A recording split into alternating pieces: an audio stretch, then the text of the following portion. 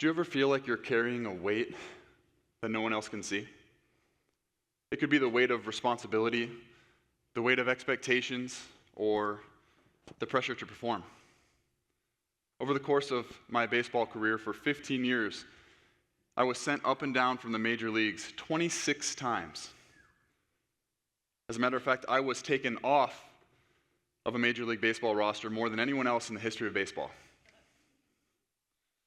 You may not have been cut 26 times, but I'm sure you may have been cut by budget cuts, or a vendor pulling out at the last minute, or maybe a hotel bill doubling overnight. And somehow you still find a way to show up, to keep moving, to carry that weight that no one else sees. That's one of the lessons I learned over the course of my baseball career, was how to deal with failure. Baseball is built on failure, where even Hall of Famers fail 70% of the time. You fail, and you keep going. My baseball career was powered and empowered by coaches that helped me question my own limitations and rethink what was even possible. It started in high school, where I was short and slow and not very good, honestly. As a sophomore in high school, I was 5'4", 135 pounds. Looking at me now, you might think that I was destined to be an athlete, but that was very much not the case when I was in high school. I didn't make the varsity team until my senior year, and I probably never would have made the varsity team, and my baseball career would have gone nowhere if it wasn't for my high school coach empowering me and helping me question my own self-doubts. He helped give me permission to be the game changer by asking me a simple question. Ryan, why not you? The next year I was at Yale University, and I saw our first baseman win all Ivy League. He's named to the all-conference team, all Ivy League. And this might as well have been written in neon lights above his head with the sound of angels coming down from heaven. When I saw it, I was like, all Ivy League. I was like, I want to win all Ivy League. That sounds super cool. Big fish, small pond. I didn't know they did that. And by most of your faces, nobody cares. So I go up to my college coach and I say, I want to win all Ivy League. I'm basically like dancing because I know, why not me? That's my mindset now. I can do that thing that I saw. Why not me? And that's when it happened again. He looks at me and he goes, Ryan, why not more? And there it was again. That why not question pushing me towards more. He said, Ryan, why don't you win All-American? And generally I get a few more, because that's something I had heard of before. That's something that's worth going for.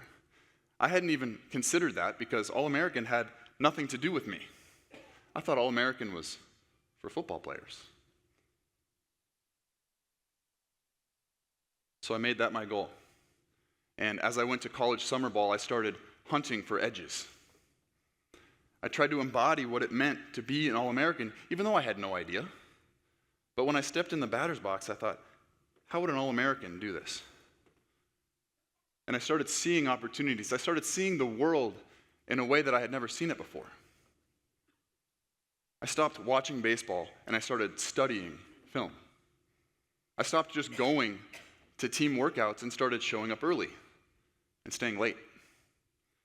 And even when I tried to shut my brain off and relax and watch cartoons or something, my brain was working towards this new goal. I was watching a cartoon one time, and the character says, I must remove my weighted clothing before I go into battle. And I was like, I want to do that. How do I get some weighted clothing before I go into battle?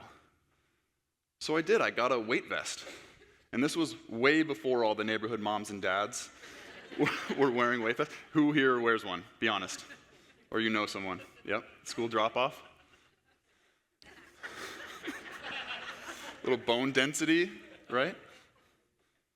I wore it under my shirt for the entire next semester.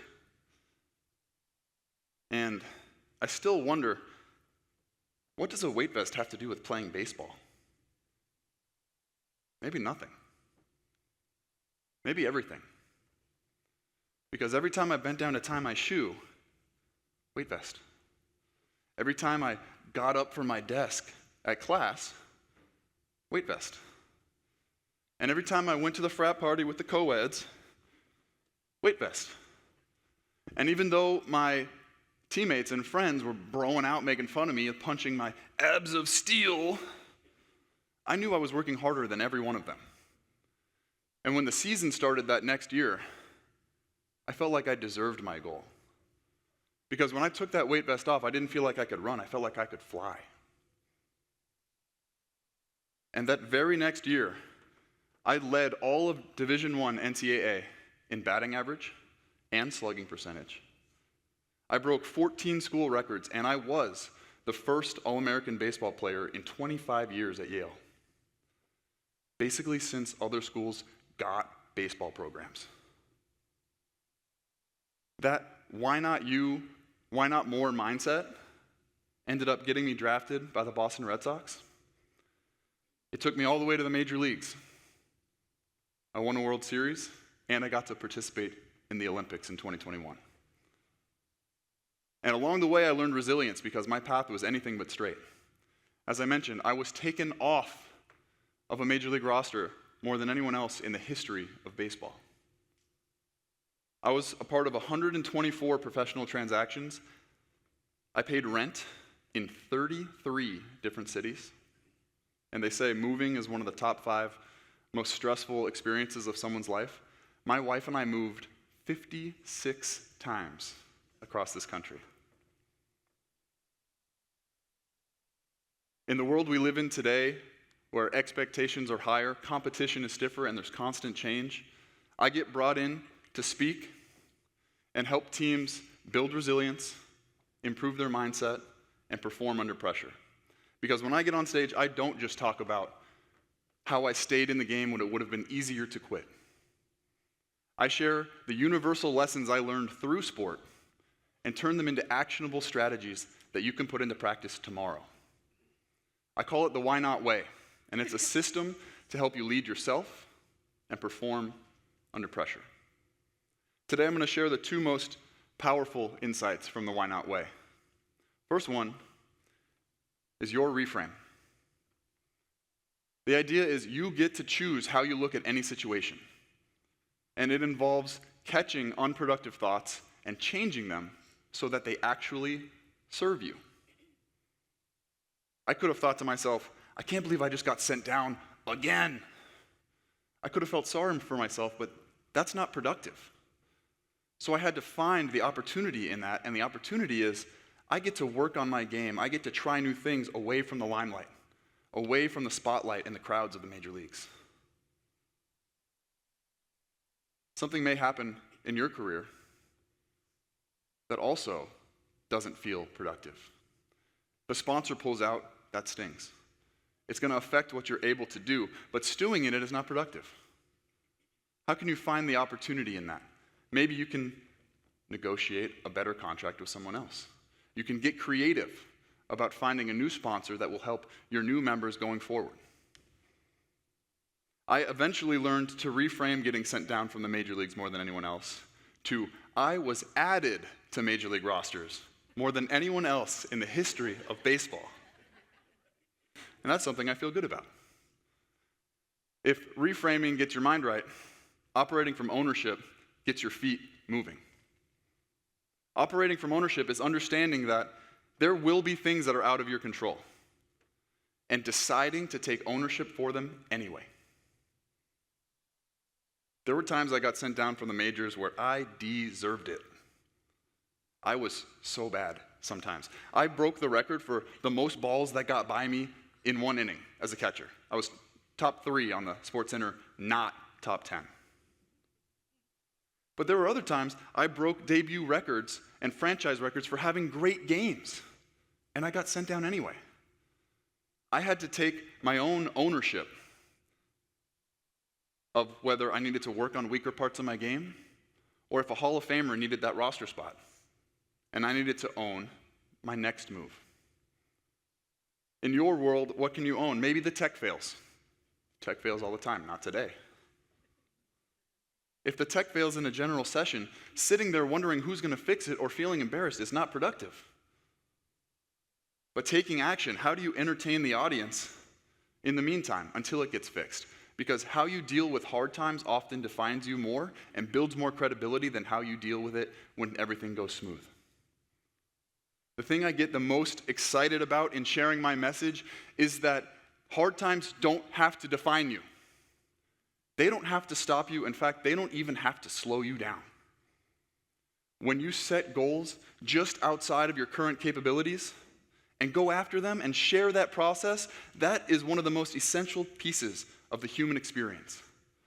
And when you share that trek, that challenge, when you carry that weight, that's what connects us as human beings. We all carry a weight that no one sees.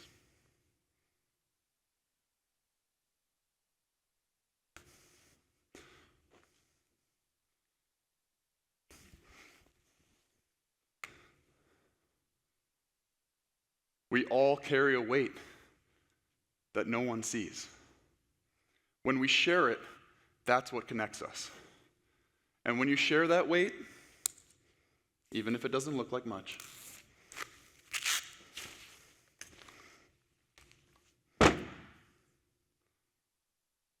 you get to think about the fact that maybe that weight was never holding you back. Maybe that weight was the exact thing preparing you to do something awesome. Reframe it, take ownership, and ask yourself, why not you? Why not more? And why not now? Thank you.